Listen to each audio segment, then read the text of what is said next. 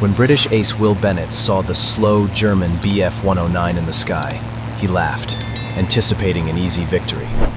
But this laughter instantly turned into a shock. He fell into the deadly trap of Jabo, the insidious tactics of the Luftwaffe, which used vulnerability as the most dangerous weapon. If you are fascinated by the mysteries and tricks of aerial warfare, stories of incredible resilience and ingenious deception, please like this video right now. We will dive into the most dramatic moments of the Battle of Britain and tell you how one pilot changed the tactics of an entire army. Subscribe so that you don't miss the continuation of this and other equally exciting stories. This is an incredible but true story. Be sure to watch it to the very end. The September heat of 1940 only worsened the stuffiness in the operations room of the 11th Fighter Command Group, despite the early hour, which promised to be as exhausting as the previous 40 days of the battle.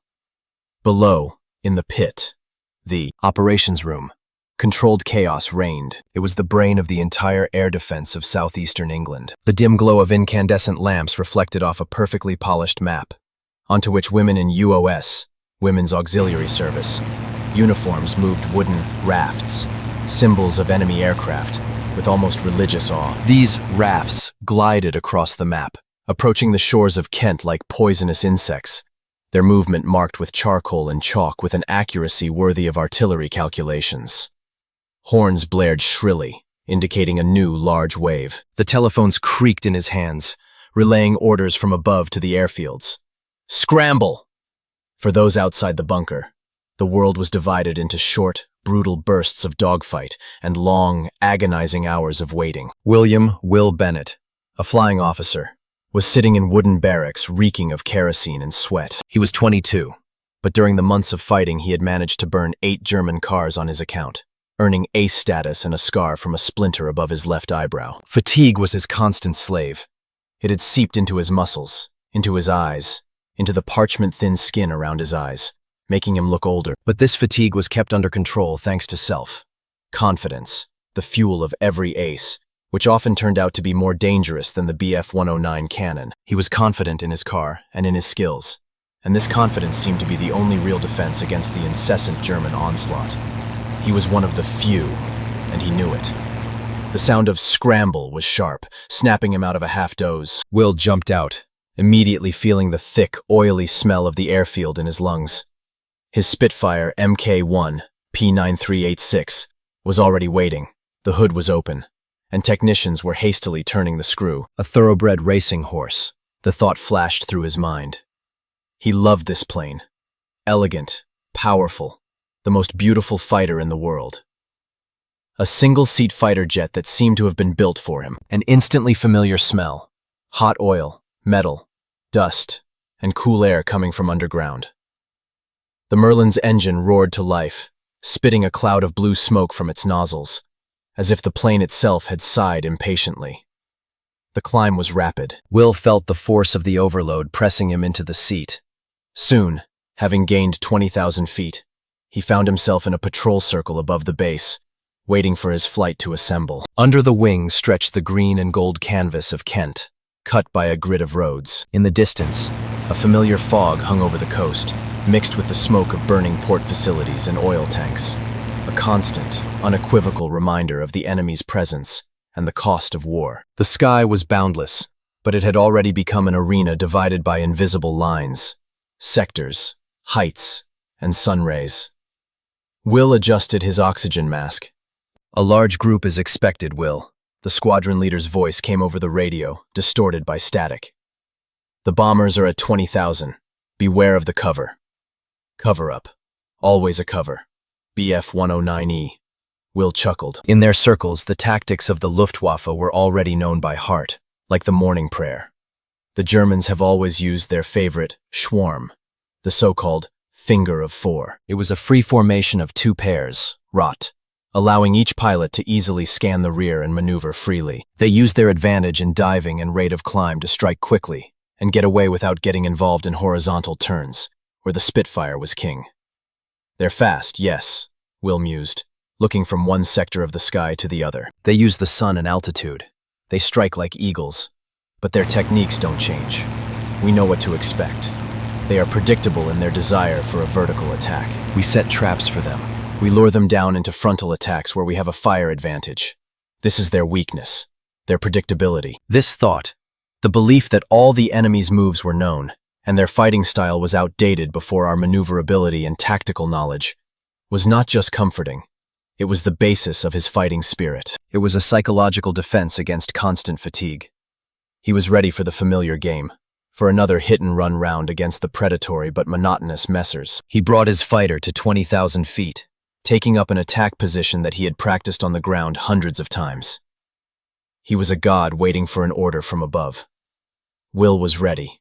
He simply could not have known that there was something in this German group approaching from the east that would go beyond their known tactics. Something that looked like vulnerability, but was cold-blooded, calculated guile. And this treachery was aimed directly at his self-confidence. At 20,000 feet, the world was sparse, crystal clear, but completely ruthless. Squadron leader Will Bennett, leading his 4 Spitfires, felt the cold air seeping through the seams of his flight suit. The mixture of adrenaline and oxygen made his senses achingly acute. The sun hanging behind him was his ally. The Germans traditionally avoided looking directly at him, which gave the British a precious tactical advantage. Soon, a target appeared on the eastern horizon. Not just a raft on the map, but something tangible, menacing. A leaden armada of Do-17 bombers surrounded by 2 echelons of fighters. The Germans were moving in a wedge, in the most perfect shape available for heavy aircraft, surrounded by a predatory swarm of Bf-109Es. Will led his group to an altitude of 22,000 feet, climbing slightly above the main escort to conserve energy for an attack. A classic hit-and-run position. He was aiming at the main escort, preparing to dive into the heart of the German swarm like an eagle diving into a flock. And then his gaze caught on the anomaly. Below, at an altitude of about 18,000 feet, noticeably lower than the bombers and almost 2,000 feet below the main line of fighter cover, a single Bf-109E was flying. It wasn't part of the formation. He was not a part of Schwarm. He was moving slowly, too slowly for the Messer, which usually had to go like a bullet, demonstrating its superiority in speed. This plane seemed sluggish. Its nose was slightly lowered, and it was slightly yawing in the air, as if the pilot was struggling to keep the car in level flight. He had fallen a critical distance behind his comrades. No sensible Luftwaffe pilot, especially on a Bf-109, would allow himself to break away like that unless he had a malfunction or was seriously injured. Will felt a sudden, powerful surge of adrenaline mixed with pure, arrogant contempt. He couldn't believe his eyes. It wasn't just a goal. It was a gift. Easy prey. The laughter escaped by itself, muffled by the oxygen mask but palpable, reverberating with a slight vibration in the throat. The almost triumphant, arrogant chuckle of a victor who sees an opponent's mistake. He told his wingman, the young fleet, who was flying on the right, "Victor, look at our friend. It looks like someone is running out of gas or picked up trouble last time. He's almost crawling. Easy pickings, gentlemen. It looks like the Germans are starting to give up. He must be tired, poor guy." At that moment, Will couldn't see the opponent. He saw the meter. The 8th victory was difficult. The 9th seemed to fly towards him by itself, exposing his side. It was a classic case of hunting. Why fight with 20 when you can take down one who is obviously damaged, lost, or out of the fight? Will abruptly turned away from the main battle, violating orders and leaving his squadron leaderless. It was an instinctive, predatory move, dictated by months of intense struggle and confidence in one's own superiority. Bennett's Spitfire headed for the target, going into a gentle dive. The speed increased, and the whistling of the wind outside the cabin window intensified. He felt like a predator descending on a wounded antelope. Will could already imagine the sound of hits, the familiar pleasant roar of 8 machine guns, a cloud of smoke and flames engulfing a German car. This pilot must be panicking, he thought. Stupidly, inexpertly, he fell behind, and now he's going to pay. As the distance closed, Will was finally able to see the details of the German aircraft. The paint was standard, but there was a small, neat cylinder hanging under the Bf-109 fuselage.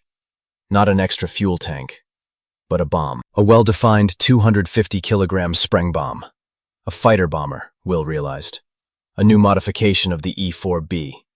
This was the second, deeper confirmation of his mockery. The Luftwaffe, faced with the loss of its slow bombers, now used its best fighters as clumsy, overburdened, bomb carriers. It was humiliating for the German aces, who had to carry this ballast with them. How low they have fallen, Will thought, and this feeling of contempt only strengthened his confidence in success. With the bomb, this plane was even slower, even less maneuverable. It wasn't just an easy goal. It was a naked vulnerability. Will had shortened the range to 300 yards, an ideal firing position to guarantee destruction. He took aim. His hand was already on the trigger, and his thumb was on the trigger. His lips stretched into a thin line, anticipating the 9th notch on the fuselage. He was ready to punish this German pilot for his slowness, for his ridiculous mission, for his mistake that led him right into the sights of the Spitfire. He was completely focused on the goal, blinded by confidence. He was so confident in himself, so consumed by a sense of superiority, that his consciousness completely excluded the possibility of premeditation on the part of the enemy. It wasn't a mistake. It was a decoy, and Will, with his self-confidence and thirst for victory, fell for it completely. Chapter 3. Instant Transformation. Shocking Reality. William Bennett was 300 yards away. In his sight, the Messerschmitt with the suspended bomb looked big, unwieldy, almost doomed.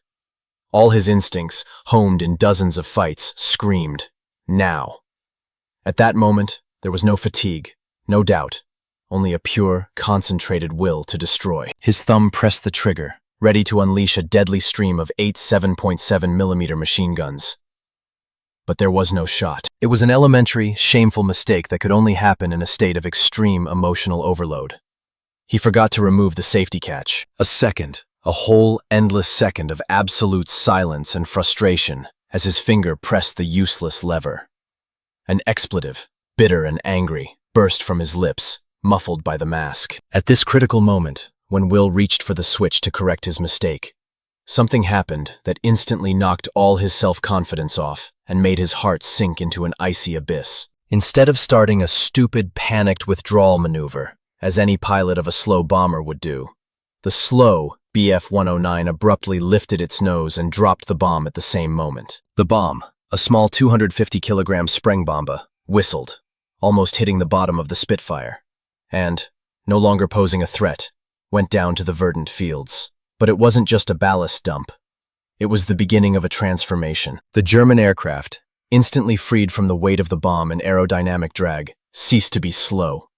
Like a caterpillar that had shed its cocoon, he became a swift butterfly, but a butterfly with fangs. Will saw this change, not as a gradual increase in speed, but as an instantaneous, shocking transformation.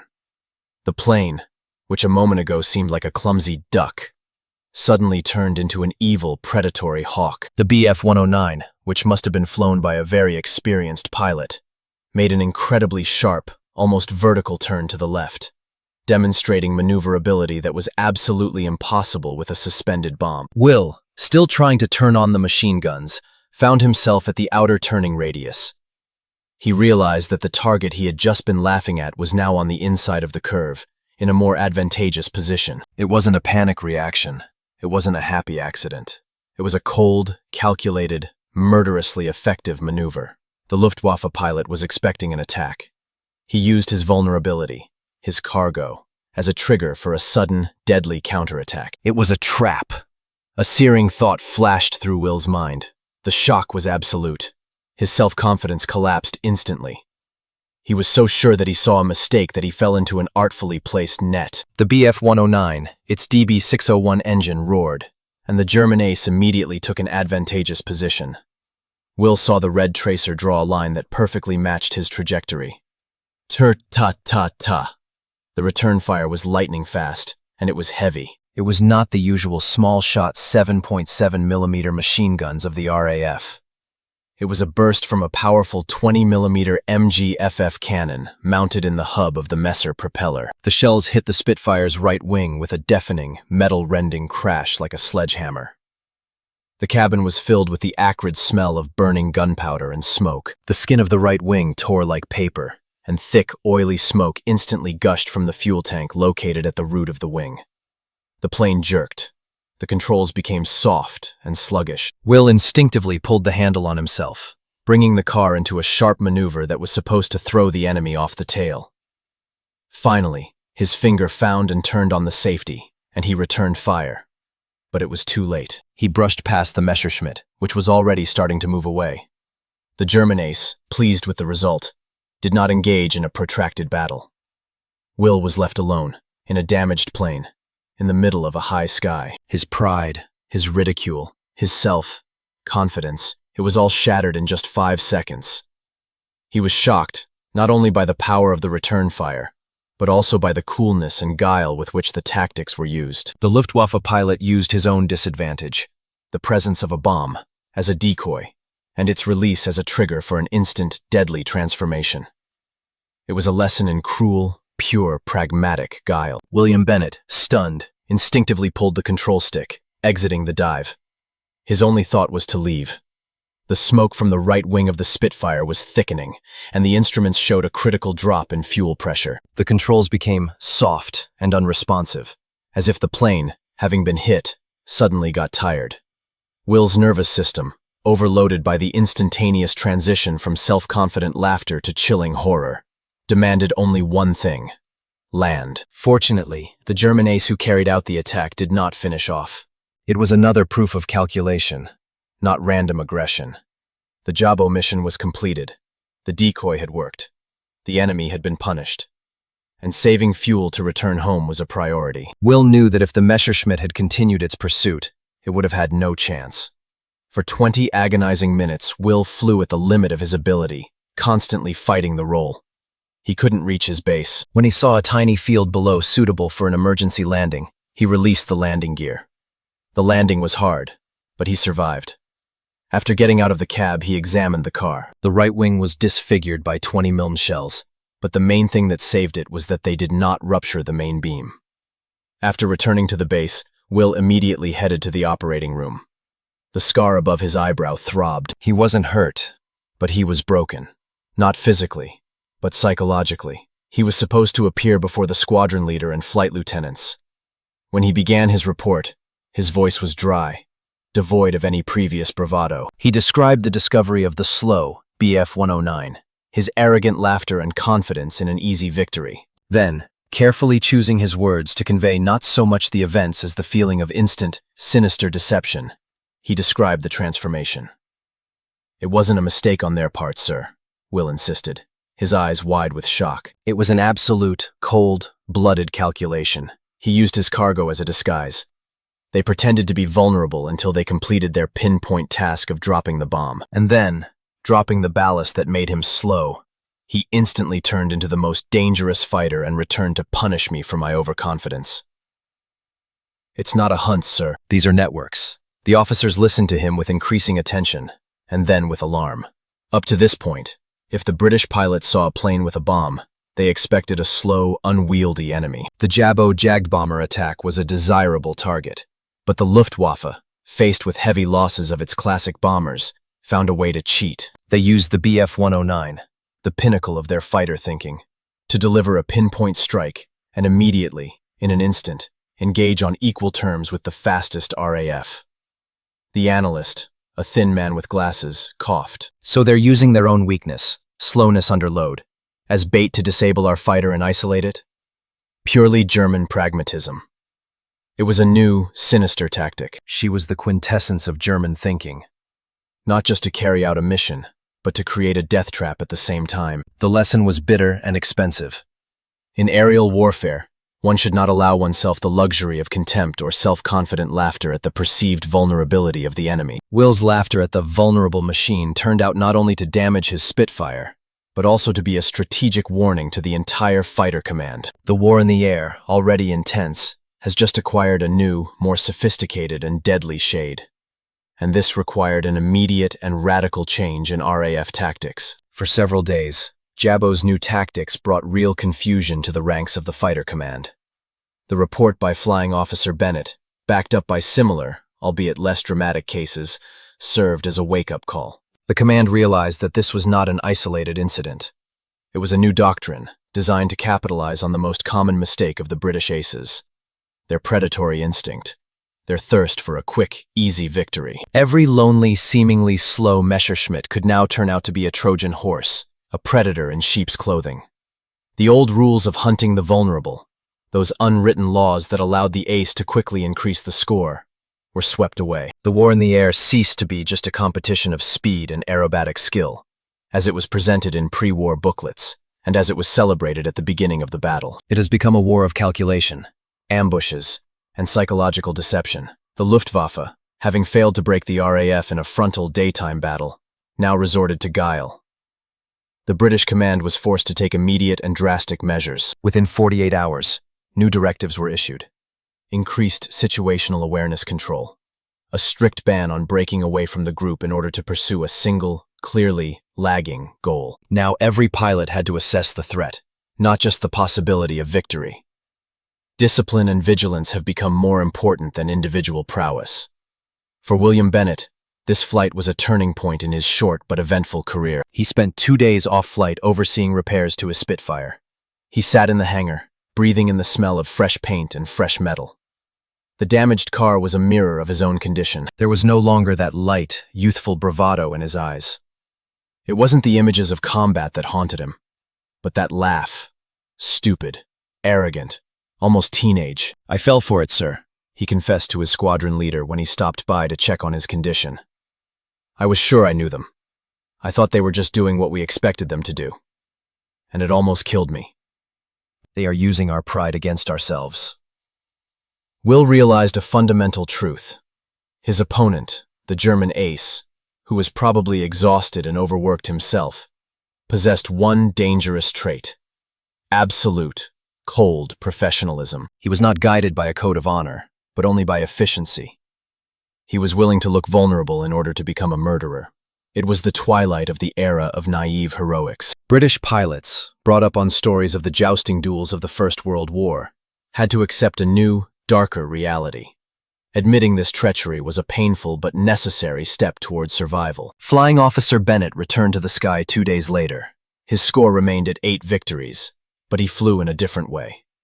He was no longer looking for easy prey. His gaze constantly scanned the sky, not only for tracers but also for anomalies. Strange heights, unnatural slowness. He wasn't looking at the targets but at their shadow, their potential trick. He realized that in this war, not the fastest and not the most skilled in the turn would survive, but the most suspicious and the most disciplined. As he took off that day, he looked down at the verdant, peaceful fields of England. The threat continued to hang over them. He knew that the air war had transformed into a complex, endless game of chess, where every fighter, every flight, every tactical scheme had to be reviewed. And he was ready for this game. The war in the air has ceased to be a competition of pure speed and skill.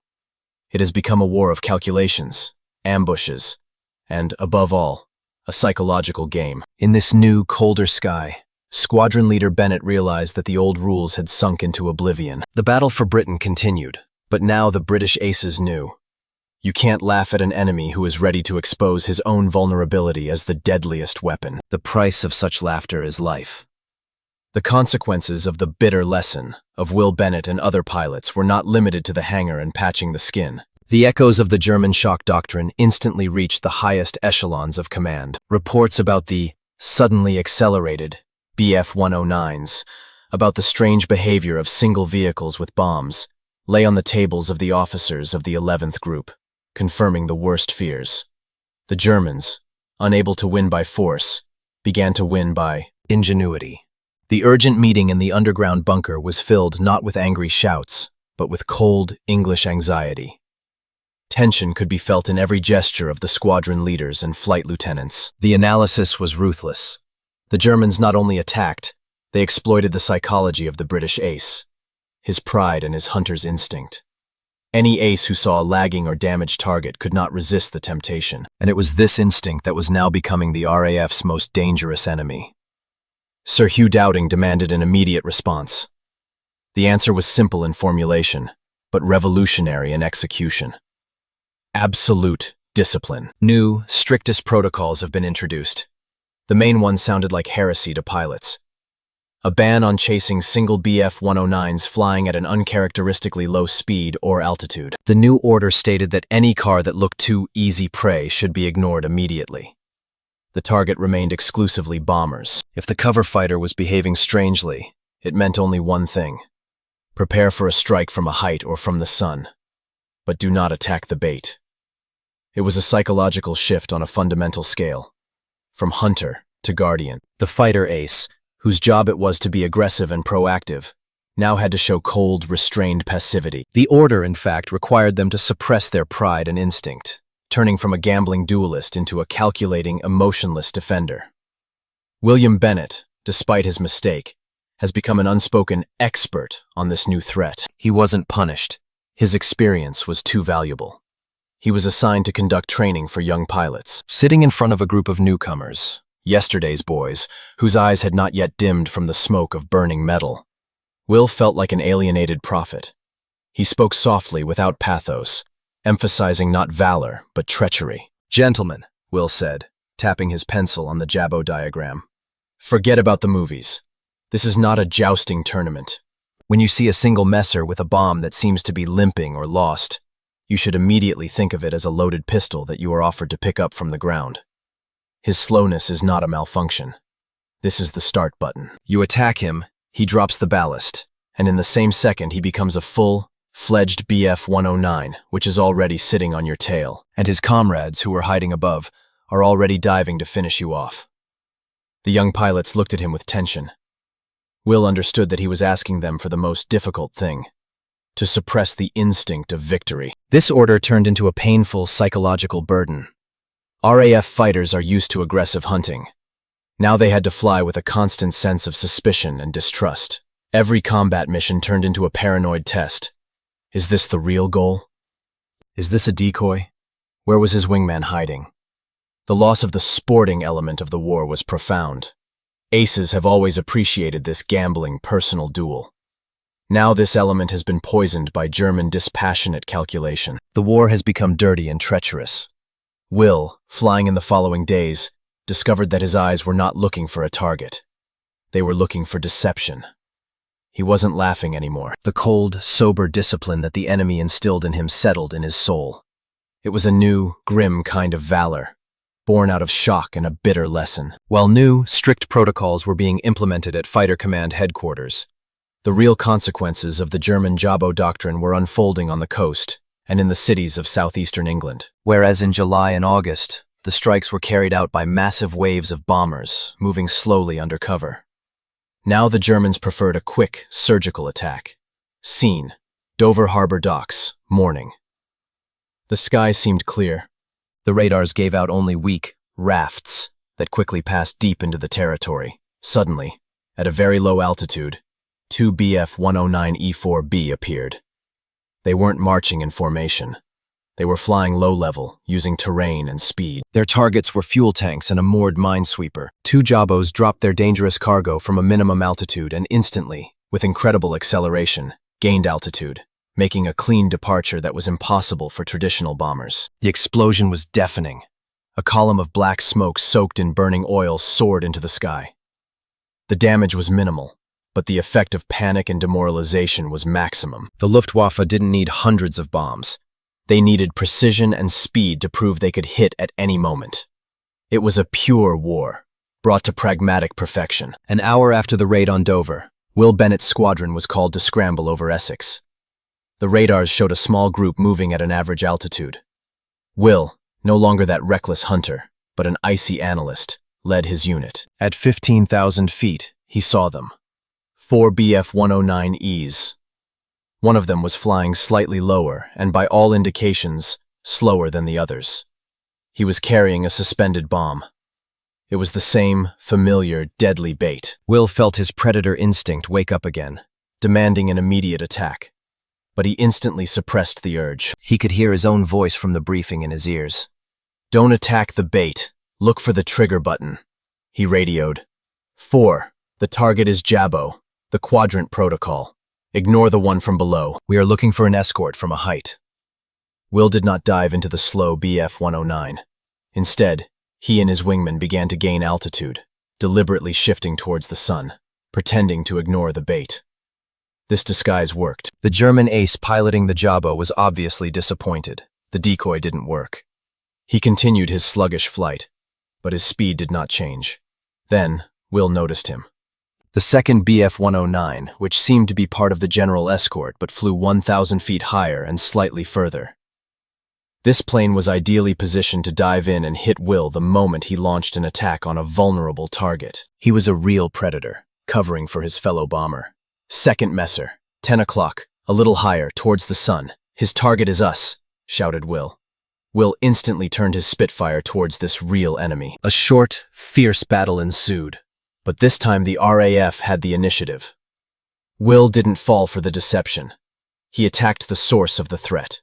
He forced the German to maneuver, burn fuel, and lose precious energy. Will did not try to win the maneuver. Mindful of the firepower of the 20mm cannons, he used his speed and height. Suddenly, after a short, precise burst, the Messerschmitt exploded. The victory was won, but it was a completely different victory than the one Will had dreamed of before. No triumphant laughter, only icy concentration and a feeling of tired relief. He didn't shoot down the bait. He shot down the predator. Jabo himself, having seen the death of his wingman, did not continue the mission. With a bomb under the fuselage, he couldn't have stood up to Will alone. He dropped a bomb in a field and hurriedly left for the east. Will didn't chase after him. The new protocol forbade this.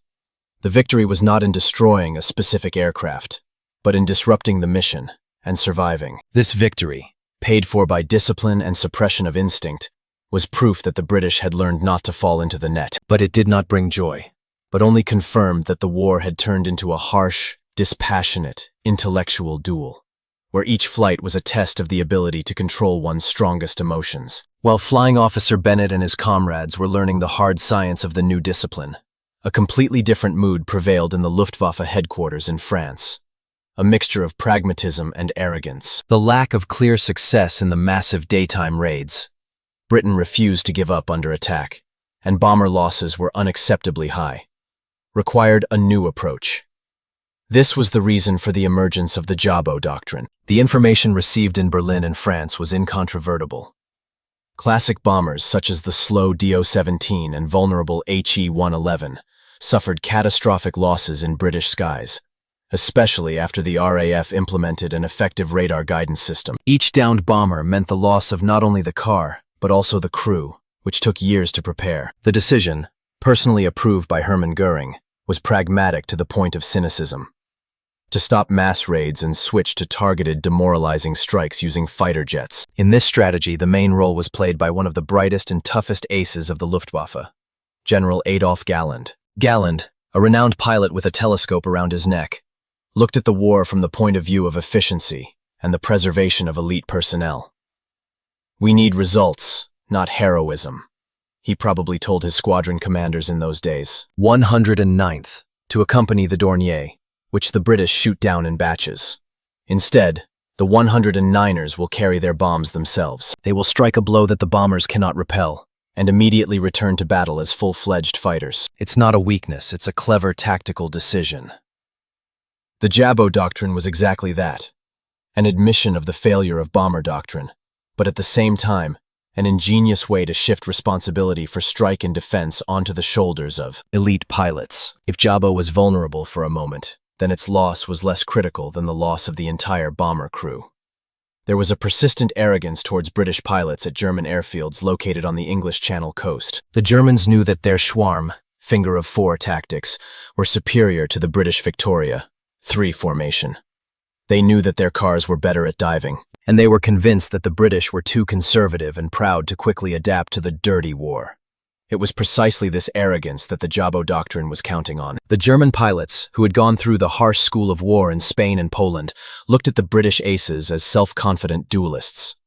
They foresaw that the British, having seen the wounded car with a bomb, would not resist the temptation. They are too frivolous, these British, the German ace might think, returning after successfully applying the bait. Their pride and their athletic approach to war will do all the work for us. We give them an easy target, and they fall into the trap themselves.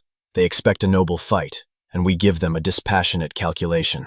Jabo was the perfect tool to exploit this British softness. The losses suffered by the British in the early stages from Jabo convinced the German command that their shock doctrine would be in effect for a long time. They believed that the British were too slow in making tactical decisions, and that the psychological inertia of the British aces would take them a long time to get right into the Jabo's sights. This arrogance, based on technical ingenuity and a cynical attitude towards rules, was the strength of the Luftwaffe. But it also became their main vulnerability. They underestimated the RAF's ability to adapt quickly, harshly, uncompromisingly. What started as an ingenious deception soon became just a dangerous but predictable tactic.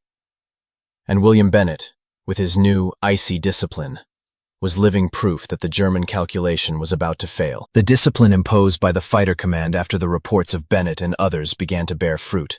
The effectiveness of the Jabo trap has decreased dramatically. British pilots, clenching their teeth, have learned to ignore the temptation of easy prey. They were no longer making reckless, solo dives. But this did not mean victory in the traditional sense. The dogfight has entered a phase of tactical stalemate, a kind of trench warfare in the skies. The Germans, knowing that their decoy was no longer effective, reduced the frequency of Jabo use, switching to faster strikes at ultra-low altitudes, or conversely, to attacks from maximum altitude, trying to avoid radar detection. As a result, the war has become less dynamic, but more exhausting. The Germans did not risk to launch a massive strike, and the British did not risk to engage in a risky, maneuverable battle. It was a war of attrition, where the winner was the one who could maintain mental sobriety and discipline for longer. With the onset of autumn, as the days grew shorter, the Luftwaffe, disappointed by the failure to gain daytime supremacy, made its next, larger-scale tactical transition. Blitz. Blitz. If fighters and their cunning Jabo tactics dominated the day, then heavy Heinkel He-111 and Junkers Ju-88 bombers filled the sky at night. The target was not airfields, but London, Coventry, Birmingham. This has become a new, heavier psychological burden for pilots like Will Bennett. Will and his companions were reassigned to night patrols. If they struggled with guile during the day, then at night they struggled with invisibility and loneliness. During the day, you knew where the enemy was, and you knew his tricks. You could have fought. At night, you struggle with emptiness. Will mused, rising into the inky black sky. Night flight required a completely different mindset. There, in the pitch darkness, there was no sun, no blind spot, no way to see the enemy. Bait. There were only faintly visible silhouettes of bombers guided by the ground, and searchlights that seemed to only emphasize your own vulnerability. The constant growing drone of the bombers overhead, mixed with the distant rumble of explosions on the ground, was a constant reminder. You couldn't stop them. The effect of fatigue accumulation was devastating. During the day, it is necessary to suppress the hunter's instinct in order not to fall for the Jabo trick. At night, there is a need to deal with disorientation, fear, and guilt about the cities that are burning below. Will wasn't laughing anymore. He was tired of having to be constantly suspicious. On his face, in addition to the scar from the splinter, there was a stamp of constant vigilance. Ace's life has ceased to be a series of spectacular feats. It has become an exhausting, monotonous vigil. They stood up to the insidiousness, but they paid for it with their nervous system. At one of the post-flight briefings, when the effectiveness of night interception was being discussed, Will uttered a key phrase that reflected the new spirit of the RAF. "We did not defeat them. We just refused to lose their game. And this, sir, is much more exhausting than any victory."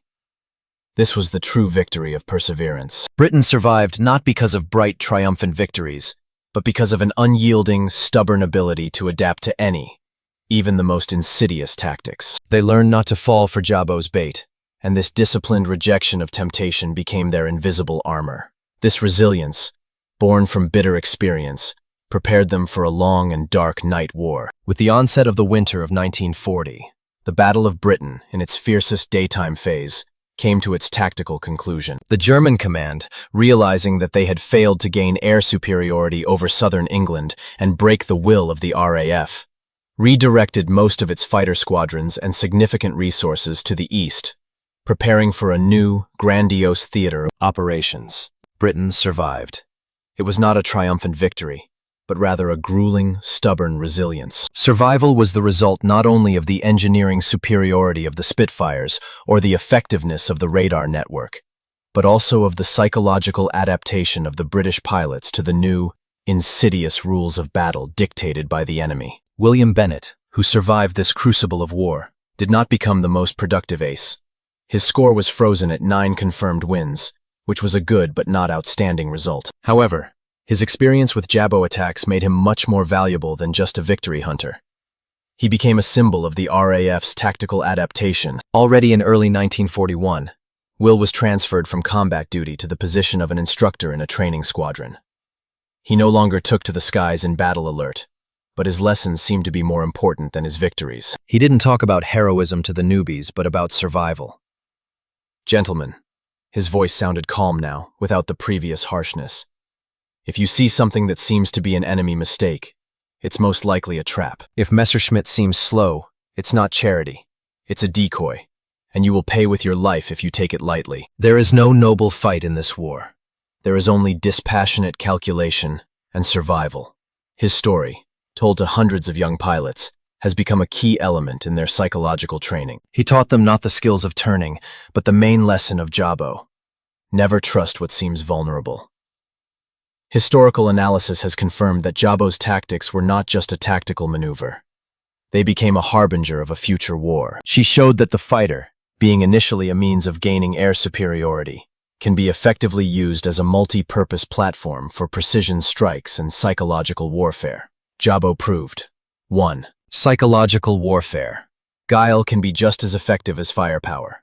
Exploiting the enemy's pride and excitement is a powerful tool. 2. Resource efficiency. Instead of losing 3 or 4 crew members of a heavy bomber, the Germans risked only 1, while maintaining the possibility of instant entry into fighter combat. The tactical conclusion for the RAF was simple. To win in modern warfare, it was necessary to discard the last remnants of the chivalric code.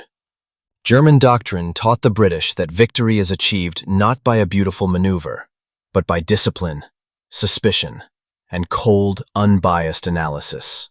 A return to Bennett's opening laugh. The contrast between the frivolity of the beginning of the war and the grim professionalism of its conclusion was striking. Will's laughter at the vulnerable Jabo was the last echo of that naive, sporty air war. The Luftwaffe, even though it lost the battle, taught the British aces a lesson they will never forget. In the sky over England, under the smoke trails and burning debris, the old era is over. The war taught the British aces that there is no place in the air for the code of chivalry. There is only room for dispassionate calculation, strict discipline, and survival. And the price for this lesson has been paid in full.